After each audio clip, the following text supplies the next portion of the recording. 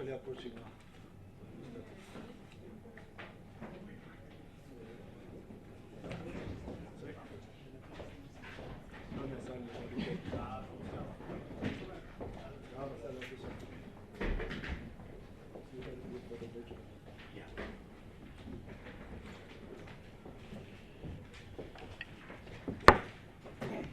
Welcome, Minister and colleagues. Thanks for coming. I think we are making you to work these days, but just be patient with us. The Minister will actually read to you the outcomes of the strategic session that we had over the weekend, basically to take you through the plan from now up until the end of this administration. Minister Fikile Mbalula, over to you. It is exactly 25 days since the President of the Republic of South Africa, Mr. Kedletlekisa Jacob Zuma, assigned Deputy Minister Bongani Mkonge and I to the Ministry of Police. The President issued a clarion call to us to prevent and combat crime in South Africa in all its facets. The President is acutely cognizant of the fear that crime drives into the hearts of many South Africans and the barriers crime places in the pathway of development and economic growth. Crime prevents South Africans from taking their rightful place in society and is a serious threat to our nascent democracy. Our deployment in this ministry has once more chillingly reminded us of how crime and criminality undermines our hard-earned freedom and denigrates our Bill of Rights as enshrined in our much-lauded and internationally acclaimed non-racial, non-sexist and democratic constitution. Crime has become the biggest threat to our freedoms and rights and a danger to national security and sovereignty. The social fabric of our society is slowly being eroded due to criminality and blatant disregard of the law. Hence, we have come to the conclusion that society is under siege and we must mobilize communities to fight crime. Our harsh approach to criminality is informed by existing material conditions that compromise the safety and security of our country and its citizenry. We mean it when we pronounce that it is going to be business unusual in our sector as we escalate our campaign of zero tolerance to crime. We are revisiting the National Crime Prevention Strategy and its 4 pillars. 1, strengthening the criminal justice system. 2, reduce crime through environmental design. 3, introduce initiatives that induce public values and education. 4, combating transnational crime. In order to give practical effect to the President's marching orders and in our endeavor to translate government's declaration of crime as one of the 5 apex priorities, we have been engaged in an ongoing consultations with internal and external stakeholders to share perspectives and to develop a common approach to crime prevention. We are beginning to coalesce on a range of fundamental principles and approaches, and we will consolidate on this basis going forward. We appreciate the warm reception we receive from our internal and external stakeholders, including our partners, the trade unions, since we took on the reins of the Ministry for Police. We extend an open invitation to all men and women of goodwill to join hands with us in the fight against crime. In order to respond to the immediate task at hand which the agency deserves, the Ministry of Police convened a strategic planning session on the 23rd of the 24th April 2017. You might ask yourself, who's the gentleman next to me?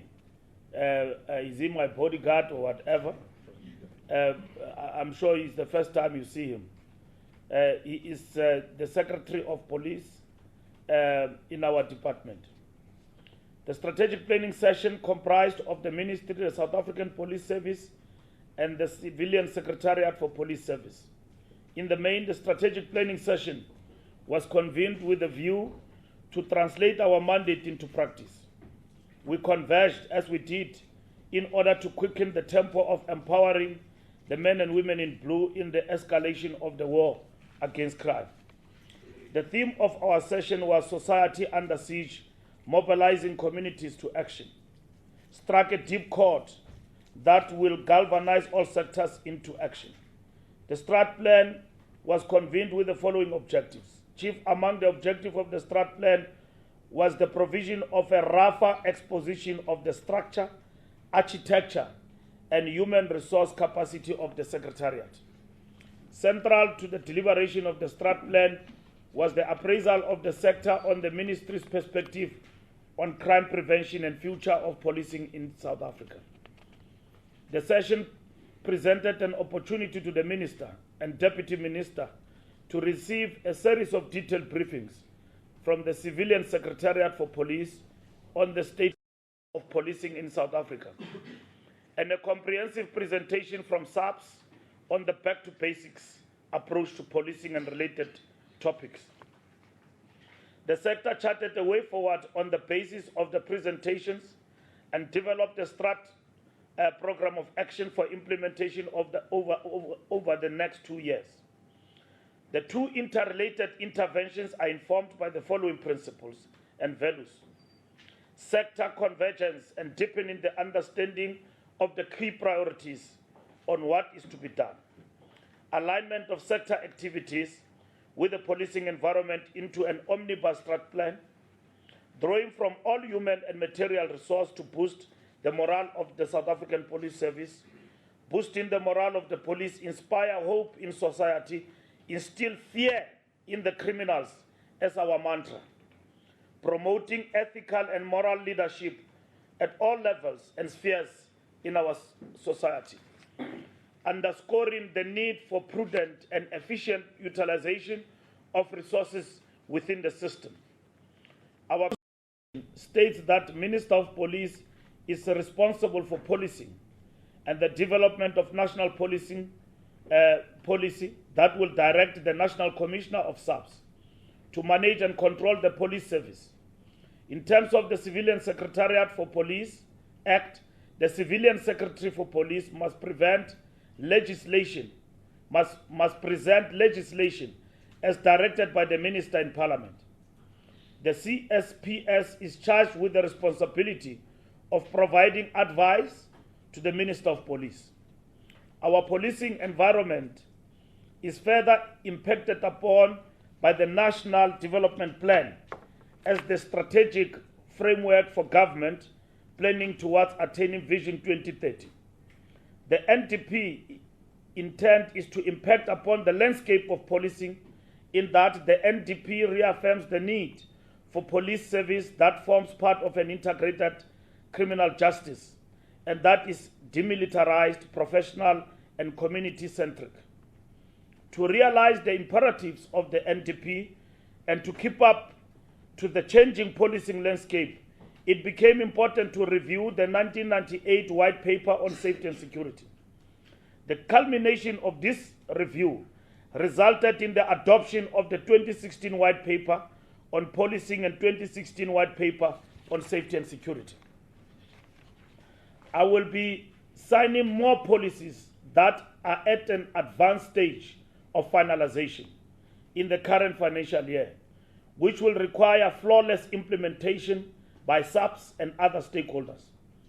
The policy on improving the quality and functioning of SABC detective services has been developed and provides guidelines for the SABC in reviewing and aligning its operations, strategies, and instructions, leading to improved criminal investigations.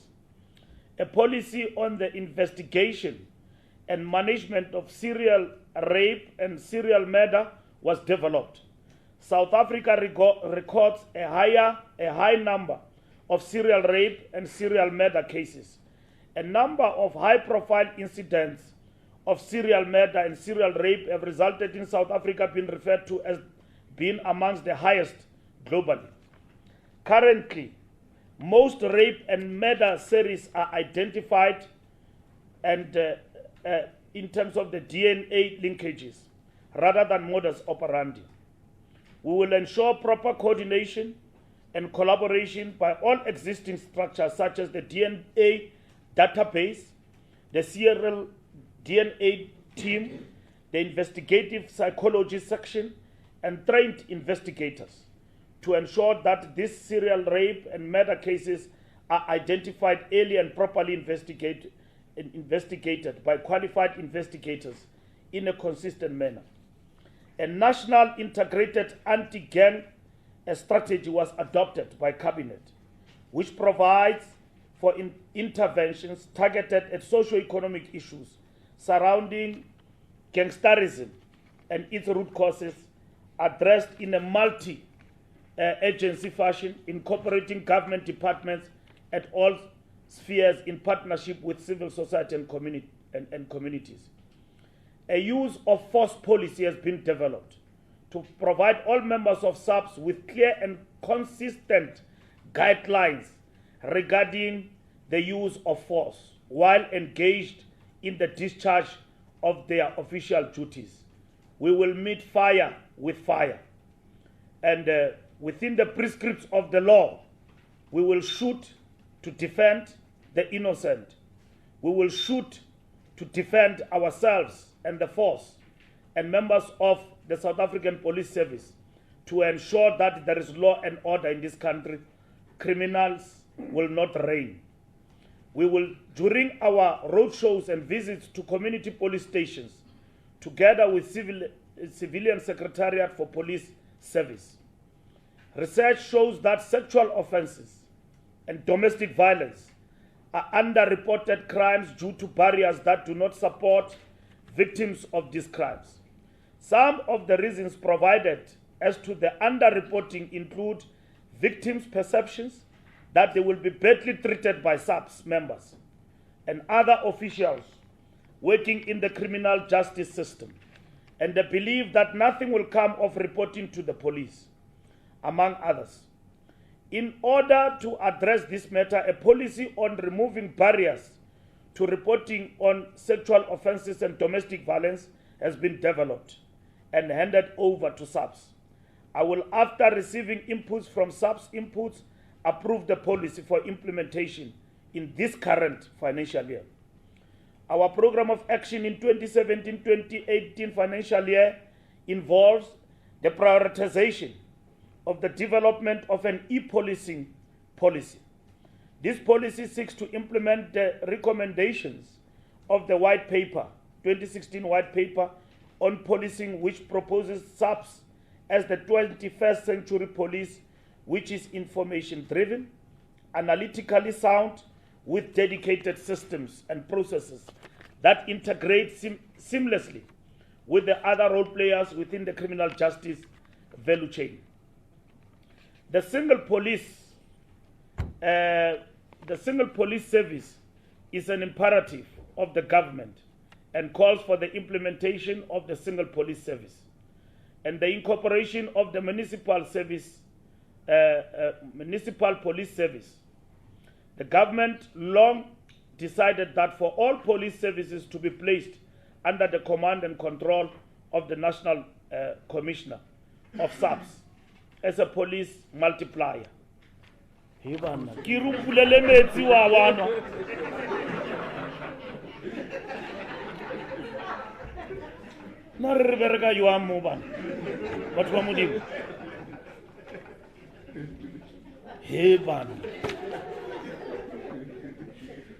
A draft discussion document on the single police service has been developed and addresses the following: establishment of uniform criteria for the approval of the establishment of municipal police service and to review and assess the status quo. Establishment of uniform training standards and ensuring compliance thereof. establishment of a uniform disciplinary framework, code of conduct, and standing orders, determination of the processes for inter-sphere police service, law enforcement cooperation, ensure compliance with Section 64K of the SABC Act Policing Coordinating Committees, and assessment and review of the performance of municipal police in national policing efforts and priorities. It is in our intention to give effect to this policy during 2017 to 2018 financial year. The 2016 White Paper on Safety and Security seeks to promote an integrated approach to safety and security and to facilitate the objectives outlined in the NDP in terms of building safer communities. The primary objective of this policy is to provide an overarching framework for safety, crime and violence prevention in order to facilitate synergy and alignment of other government policies on safety and security. The 2016 White Paper on Policing seeks to support the NDP's vision of professional, demilitarized, highly skilled police service that is efficient, effective, accountable, human rights-based, and respected by all. The following pieces of legislation have been prioritized as part of my program of action in the period 2017 to 2019. The bills to be tabled in Parliament for 2017 will include the following: the Critical Infrastructure Protection Bill, which seeks to repeal the National Key Points Act that deals with protection of National Key Points Act. The bill provides for the legal framework for the declaration and protection of critical infrastructure, currently referred to as national key points, under the authority of the minister, with the advice and recommendations of a council that is appointed by the minister. The Firearms Control Act provides the legal framework for the registration and control of firearms. The Firearms Control Amendment Bill seeks to strengthen the Act and to respond to key policy proposals. The Independent Police Investigative Directorate, IPID Act, will also be tabled during the 2017. I'm reviewing the bill and will, after our consideration, process it for government approval by end of October 2017. The Animal Movement and Animal Products Bill will also be tabled. The South African Police Service Amendment Bill, which seeks to enhance the South African Police Service Act and to align it with the Constitution of the Republic.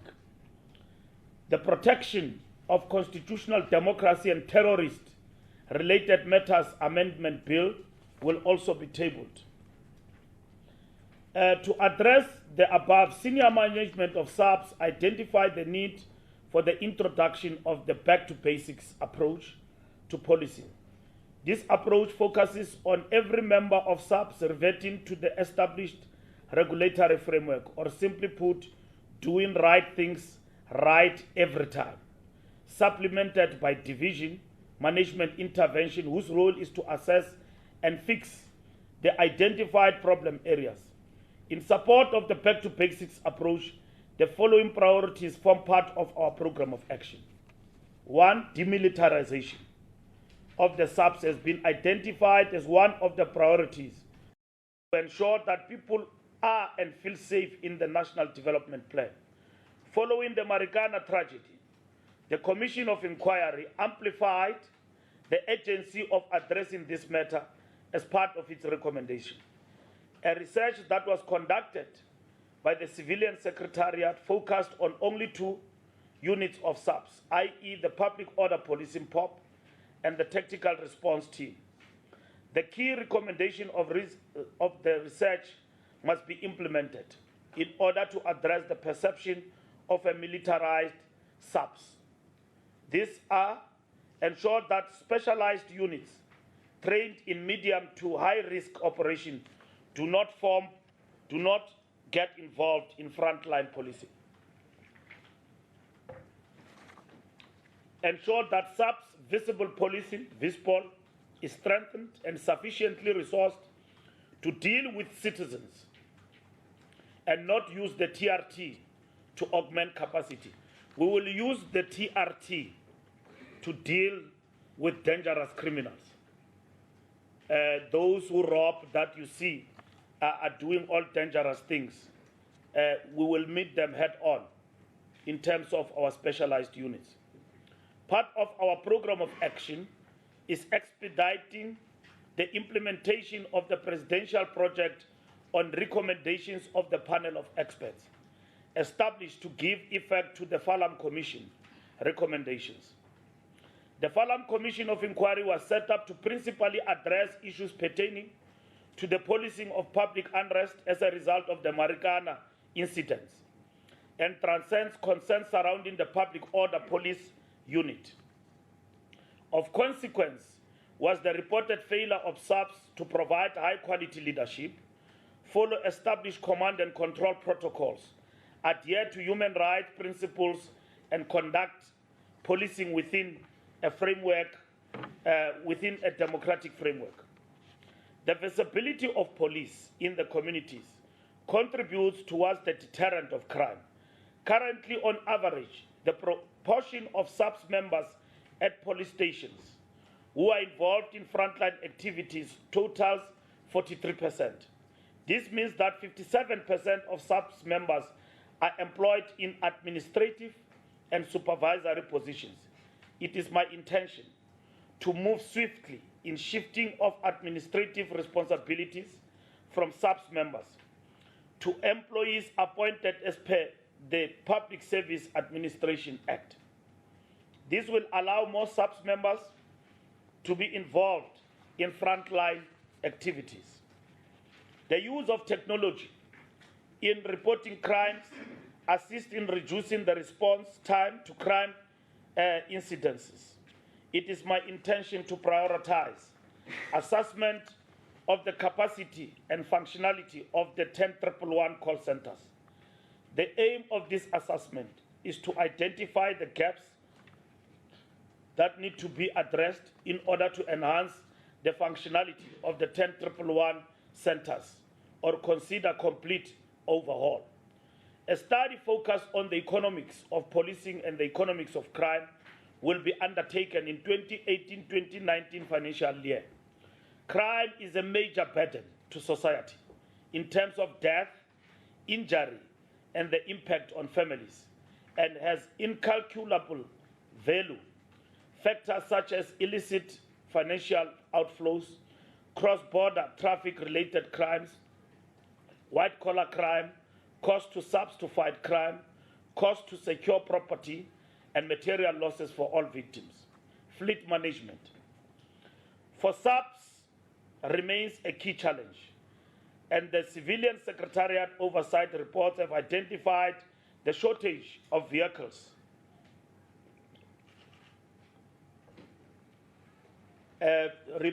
to respond to crime as a major service delivery impediment. This includes provision of vehicles that are not suitable for the local terrains, long periods of vehicle repairs at SABC garages, and long periods for replacing boarded vehicles. This affects the provision of service and the fight against crime. The turnaround strategy on SABC fleet management will be developed and implemented in the 2017-2018 financial year. South Africa has 4 forensic science laboratories that service the entire country. Delays in resolving cases that are dependent on the forensic analysis cannot be tolerated, and the laboratories will be revamped and fully capacitated. This action will enable full resourcing of the forensic science laboratories to ensure effective and efficient services will be a priority for the Minister in the next 2 years. Cybercrime encompasses any illegal act involving a computer and all activities done with criminal intent in cyberspace or which are computer-related. Challenges faced by communication technologies in cybersecurity pose a serious threat to society at large, economically, socially, and politically. The National Security Strategy was adopted by Cabinet on December 2013. A product of the NSS is the development of a cybercrime bill which seeks to address the challenges around cybercrime and related threats. This bill was introduced in Parliament in February 2017. The bill proposes that a cybercrime center be established within SABC to deal with the threats in an integrated and coordinated manner. Of importance is the development of regulations by the Minister within 6 months of the Act coming into operation. Destruction of the 2010 amnesty firearms. SABC implemented a firearms amnesty in 2010. A total of 42,329 firearms were received. These firearms were supposed to undergo ballistic testing through the integrated ballistic intelligence system to determine if the firearms were used in the commission of crimes. And the process thereafter is the destruction of the firearms. An oversight visit found that some of the firearms are still at some police stations and have not been destroyed. The concern is that these firearms may still be used to commit crimes. It is my intention to prioritize the destruction of these firearms. Our enhancement of the functioning of the Central Firearms Register will include the following: advise and support the Minister in directing the register of CFR on firearms control and to the police strategy to address illegal firearms and the non-proliferation of firearms. Monitor the implementation of the turnaround strategy of CFR. Boosting the morale of the men and women in blue is the cornerstone of our program of action. Oversight visits to police stations have identified the extensive use of sick leave by SABC members. Hey, abantu bayayithatha sick leave la emaphoyiseni. This raises questions about the health and welfare of SABC members and points to a need for health and welfare programs to service members. No mkaba anymore. You can't be a policeman and have a big tummy. That is unacceptable. So it must be chest out. It must not be stomach out. So policemen and women in blue must be fit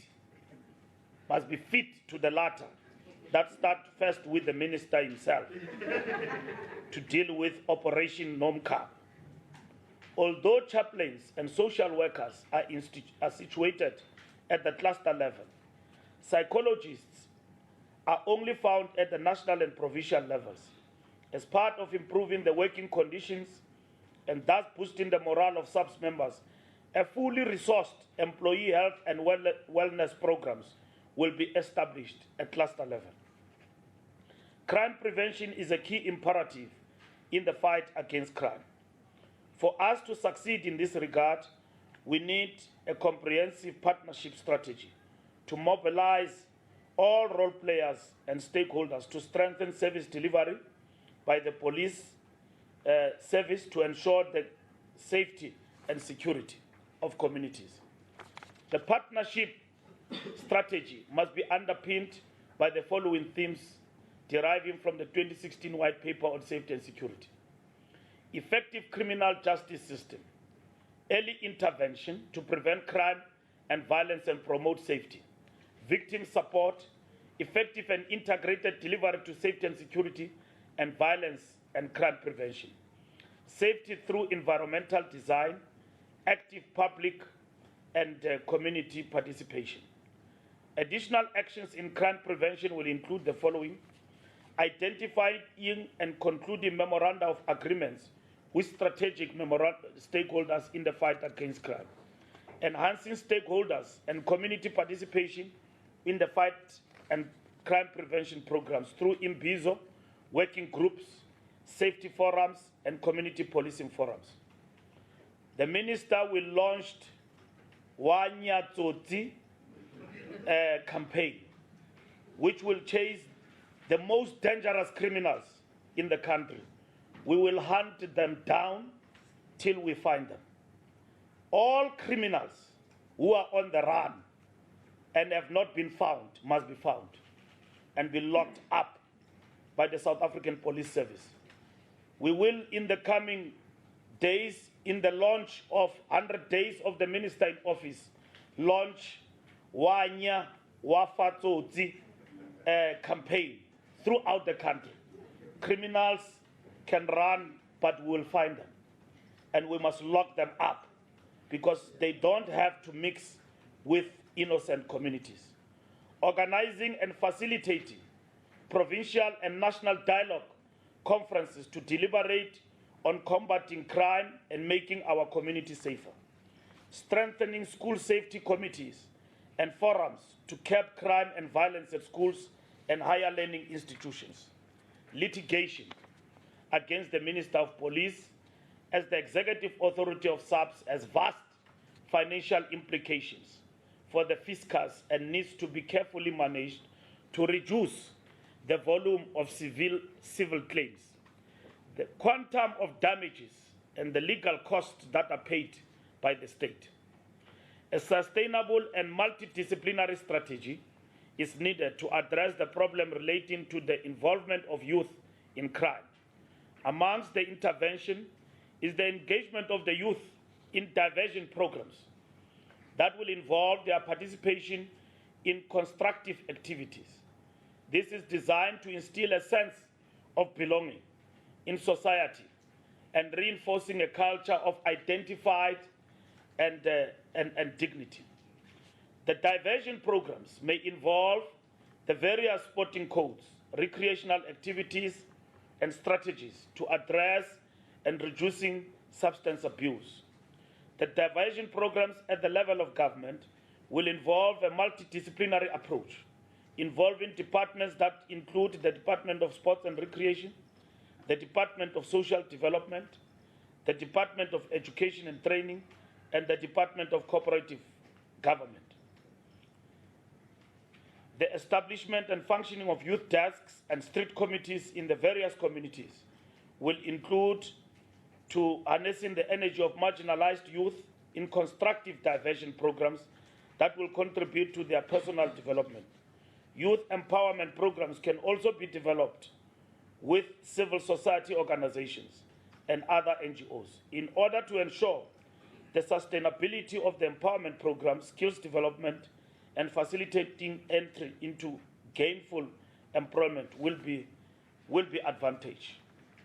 Our strat plan and program of action is a turning point in the fight against crime and will succeed in turning the tide through partnerships and collaboration with all sectors of society. Thank you. Thank you very much, Minister, for that comprehensive reading of the strategic session. Ladies and gentlemen, we'll then take the first round.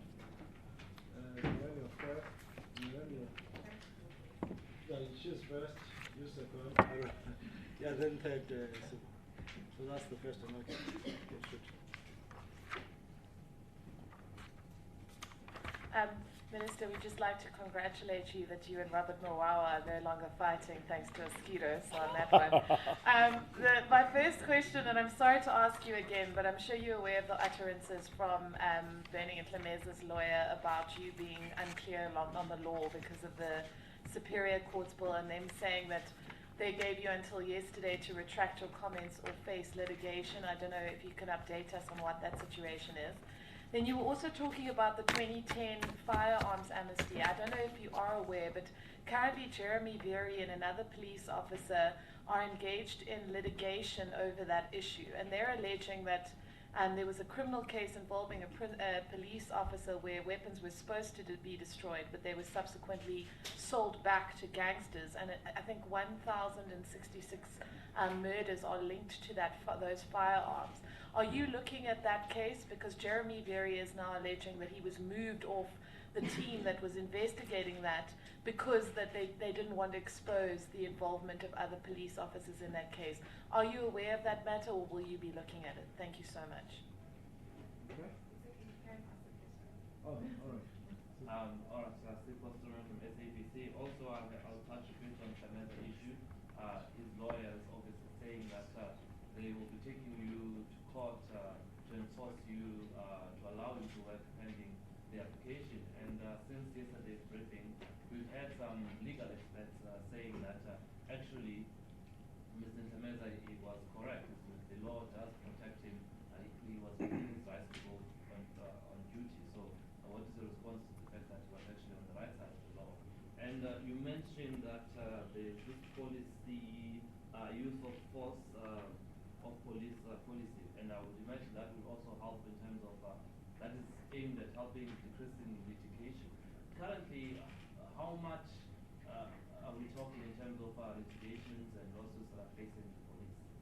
And my very last one, you speak of getting rid of the perceptions of a militarized police force, yet you also use very strong language of shooting back. So isn't this a bit of a contradiction? Thank you. Okay. Let me just allow you on this one. It's not clear my machine's working, but I trust you can hear me, Minister. Barry Bateman, Eyewitness News. Also on General Ntameza, comments by his attorney on the record on numerous radio stations related to that phone that you were referring to yesterday, which you have instructed him to return back in state property. He says they're not going to return it immediately, they're first going to wipe all the data on it. Their argument being that there's sensitive information on there related to cases and report backs. Now, that is a state phone, and I, as I understand it, the information thereon belongs to the state. And I refer to a case that is a high-profile case of Glenys Breitenbach and the NPA, who's being prosecuted for the very same act of deleting data on a laptop which was at the time a state laptop. What is your response then to General Ntameza of taking the liberty to wipe seemingly state data off a state cell phone? And I refer again to your instructions to Acting National Police Commissioner to act decisively against General Ntameza. Thank you. Okay. Minister? Back at Ntameza again. I'm giving you the work that we will be doing. You bogging me down. But nonetheless, I think you will be aware that from yesterday and what we said, all is now in action. So if there are people who want to take the minister to court, if there are people who want to take the minister to, you will respond to it. You are free to speak. Yeah. So don't push papers to my mouth. So you will respond. You'll answer some of the questions.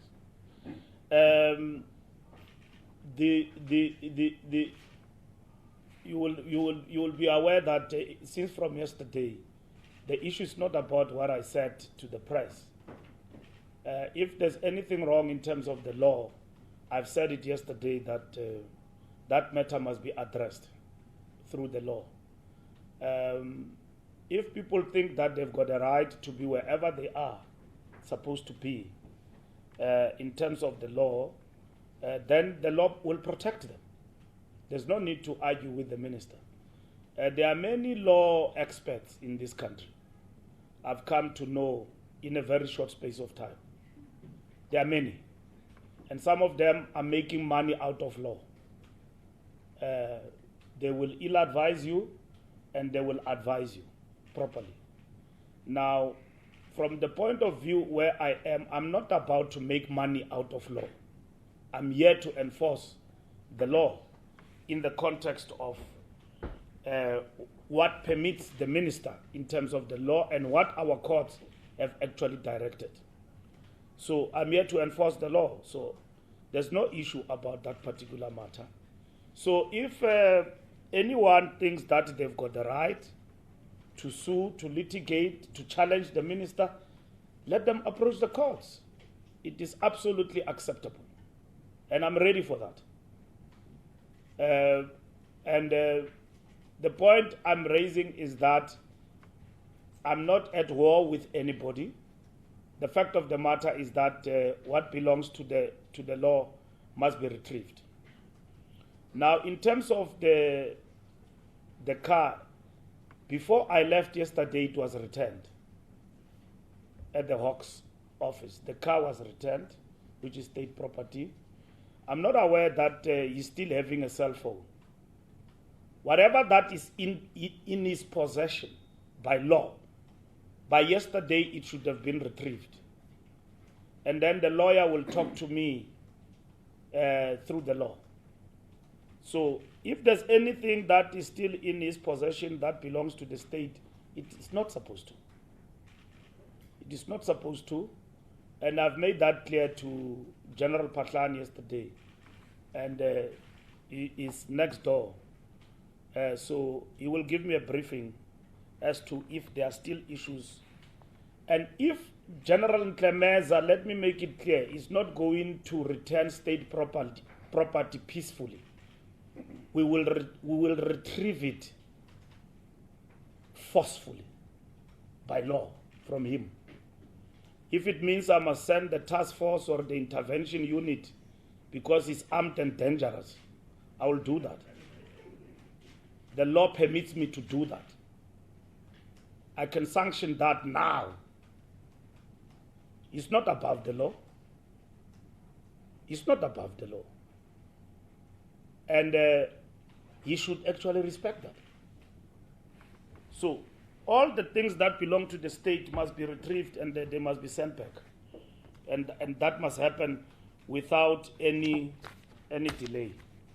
I've actually been patient on this particular matter and acting in a civilized manner and respecting him. I don't know. Are you asking a question? Sorry? Okay. So we must deal with that in the context of the law, and that is basically permissible. So there is no war here, and I've explained that there is no standoff. So we must not play gimmicks. All right? If people are entitled and they feel that they've been dealt with unfairly by the minister, let them approach the courts, and then that matter will be settled there. And I'm no longer going to answer this matter any longer, except for the fact that there are issues that the lawyers, General Temeza's lawyers are very provocative, and they know how to play the law. And they are playing all of you who are actually law illiterate. And then they are tossing you up and down. You can entertain them. Leave me out of that game. I'm a law expert now. I know the law, and I know what I'm acting upon. I'm the Minister of Police. I'm not blind to the law. And the law will never be fair to me if I act in an illiterate manner when it comes to the law. My responsibility is to enforce the law, among others. So that must be clear. So law illiterates and scholars and voodoo lawyers, you can entertain them.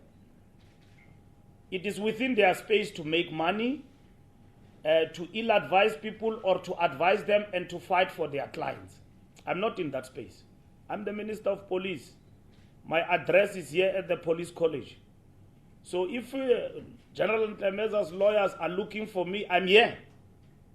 They should have served me with papers or interdict me from yesterday. I'm here. And if he thinks that he's entitled to come to work, tell him to come now. Tell him to come there at the Hawks. He will not see me, but he will see me there in terms of the law. I'm very clear about it. So there is no problem about that particular matter. So there is no beef between us. The issue is that we must respect the law, and then let's not play gimmick to that particular point. Wiping of the data will deal with it. It's an operational matter. It's an operational matter. The police will have to deal with that because it's not supposed to do that. It's an operational matter.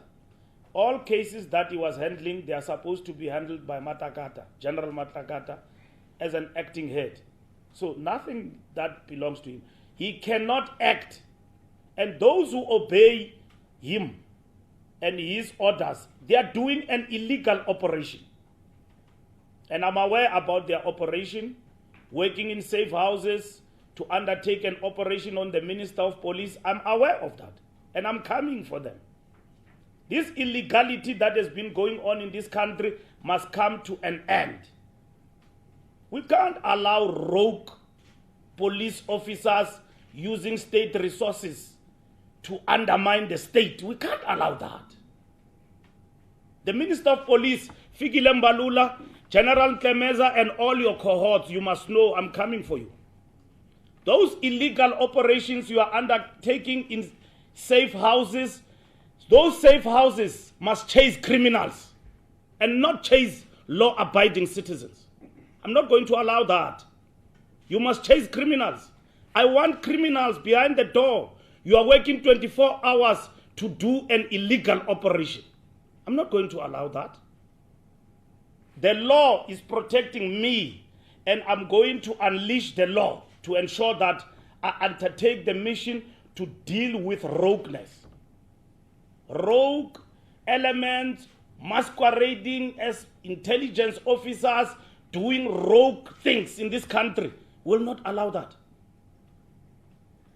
We want all our resources to be invested in this program, not rogue elements to undertake illegal operations on innocent citizens or politicians for that matter. No, we can't allow that. We are a state, and the state must be respected. I'm aware every day and night, I'm aware of everything. It's not that I'm a fool, I'm sitting here. I'm a Minister of Police, and the police respect me. And they will report to me, and they will tell me if there are wrong things that are happening within the system. And I'm going to act. I'm going to act on that. I'm not going to allow rogueness to happen in this country willy-nilly, undeterred, and the state being undermined. We're not going to allow that. Militarization, use of force. I am very clear that we must be ruthless against armed criminals who kill police. There is no retreat. Section 49 was actually amended to ensure that police are basically protected. What I don't want is reckless acting by the police. I'm not promoting that. Police must act within the law. I don't want a case like Kulichana, innocent citizen nearly shot and killed for no reason. No, we can't allow that. Police must be ruthless against those who are armed and want to undermine the law and order of this country. And I am saying to them, if they shoot you, shoot back and shoot to kill, if that is the case. And don't allow to be killed whilst criminals are actually ruthless against you. I'm saying that the law protects you. The law protects you to fight back, to protect innocent citizens and to protect innocent police who are reinforcing the law. I buried a police officer, Sibia, Sergeant Sibia. He left his children, his wife and everybody, because when they approached criminals, the criminals opened fire on them and shot Sergeant Sibia to death. And that's what actually happened in this country, and it happens every day. This society is highly armed. There are people who've got guns who are not supposed to have guns. And that is why I'm introducing a bill that deals with firearms control, including the fact that people is easy to get a firearm and then to be armed in this society. And that is what I'm doing. I am introducing an approach that says that criminals are advanced society and the environment has developed to an extent that cybercrime has actually become dominant in the Republic. But how do we equally use technology to respond to criminality in the country? And there are many apps. There is an app that you download every day. It's called Touch HD. It's a radio station or a Cliff Central. I want you to download an app from your cell phones to fight criminality. So that when you enter a zone like where we are, it must tell you how many police stations you've got. And what are the dangers that you are facing in the area that you are at. Use your cell phone to report criminality. That's what I'm about. And this is what I'm going to launch. Working with Corporate South Africa and everybody else to ensure that we respond to these criminals. Criminals cannot rule forever. And we know them. You yourselves, you know criminals. Report them. But we know that there are rogue police officers who work with criminals are in the payroll of criminals. Gangsters are owning police officers in this republic. You give an order and then police officers put a blind eye to that particular order because they are in the payroll of criminals. Report them. It might take time, but the wheels of the law are grinding. We will find them. Don't worry. There is a new sheriff in town. We've got to undo this, but we cannot undo it unless we work together. And I'm not here to claim that we will do everything else of goodwill in this country without your support, without the people of South Africa. I need your support to fight criminality and to report criminals. And I know that there are South Africans who are reporting criminality, but they are being undermined. Because police are in the deep pockets of criminals. Even those, we must deal with that. We can never anymore say there is a police station in Nyanga, in Cape Town. It is a problem. And then what do we do with cops that are a problem in the police station? I've explained to the police generals. They are meeting next door. There's no issue of being a general in the office. Generals must be on the ground. You must tell me what is the problem with Nyanga police station. Why are we not resolving that? Why are we building 100 million police station in Muizenberg? When in Muizenberg people are having fun there and all of that. The people who are faced with crime, we are not extending police stations in the areas which are infested with criminality. 100 million police station in Muizenberg. And people next door are having a problem. That is not radical transformation. It is biased transformation. Radical transformation means take the resources where they are needed. That's where we must go. That is our language. We must rain on criminals and make their life unbearable. Those fleshy clothes and cars they are driving in the townships, in Vilakazi Street, we are coming for them. That wealth that is unaccounted for, we are coming for it. Not chasing innocent politicians in safe houses. We need those criminals in Vilakazi Street who are driving Ferraris that we don't know how did they come that they own a Ferrari. A man or a woman who owns a Ferrari, it must be shown in the bank. Where and how did you buy it? Our systems in this country are so advanced. We have done a lot of work here. Give it up to those who came before us. We've got National Intelligence Center. Mbalula can't just be driving a flashy car that you see, but lo muntu lo sivuka naye siwa naye same salary, he's got a big car. Kanjani? You must ask that question yourself. If you are a journalist and you find your colleague is coming to work, even if you don't know what is his salary package and he's driving a Lamborghini, just say, I know how much we earn, my daughter. This is not possible. Ask those questions. We know these criminals. They are driving with if you are a girlfriend, don't just ask for the wealth. Hey, mntu wami umuhle mari kanjani man. Hey. Ngiyabona siyaphila kumnandi. Don't just gobble up. You see? Report him to the police. You see? And be careful because some of the police are in the pockets of these criminals at Vilakazi Street. And criminals are sophisticated, let me tell you. They are very sophisticated. They know how to undermine the law and to undermine the systems. But we are going to find them. Those who masquerade as businessmen, we know them where they are. And at the same time, they are owning car washes, which they cannot account for. We are coming for them. We are on their toes. We are right there. Every night, they must count their blessings. Because in no time, we will have found them. So, militarization. The question of militarization of the police in terms of the Falam Commission relate to what happened in Marikana, because this ball is supposed to be the well-armed and equipped. You know, during the World Cup, you will find police well-trained in the control of public unrest.